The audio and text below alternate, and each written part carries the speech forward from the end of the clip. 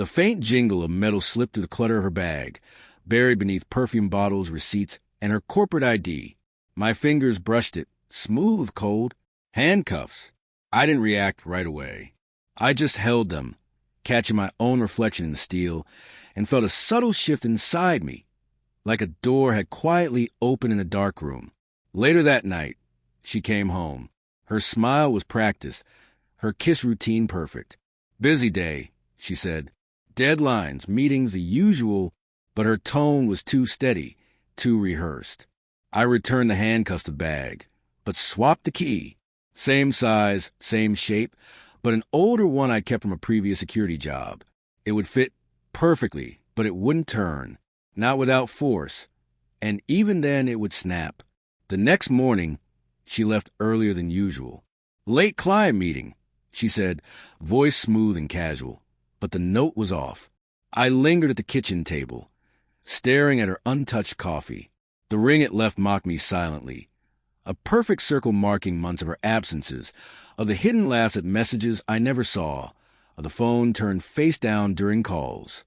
The handcuffs were the first crack in a facade I'd let slide for too long. That night, I checked her calendar. Thursdays after hours. An internal review. Always with Daniel, her boss. Married, older, wealthy. He treated women like trophies, men like furniture.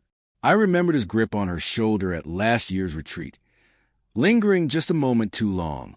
She had laughed then. Now, the memory tasted bitter. I didn't confront.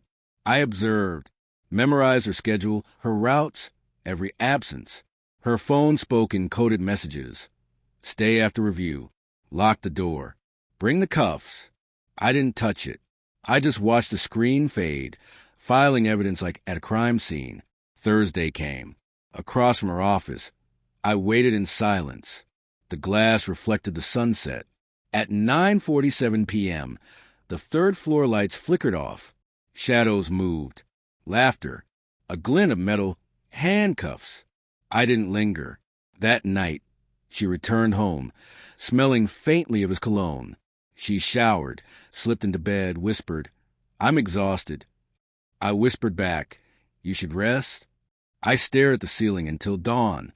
The next Thursday, I returned to my post. Her text, running late. "Don't wait up." I ignored it. Engine off, eyes fixed on the same window across the street. Blinds closed at 9:12. Lights dimmed at 9:20. By 9:31, she would lock the door. I imagined the routine, hands slipping into the bag, cuffs clicking around his wrists, but the key wouldn't work. At 9:40, Daniel's wife arrived.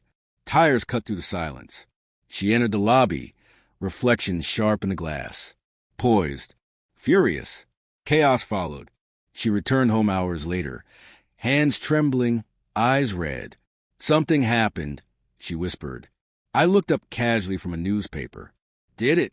Her voice faltered. "Daniel, the cuffs, the key." I stood slowly. Silence stretched between us like a taut wire. "Maybe you used the wrong one," I said. Calm. Her eyes widened. Horror settled in. She had found the truth. But the story had already changed. I didn't need to shout or accuse. I had merely shifted the pieces. The clock ticked between us, each second heavier than the last. She sank into a chair, shaking. I could have pitied her, almost did. But pity belongs to those who never chose their chains.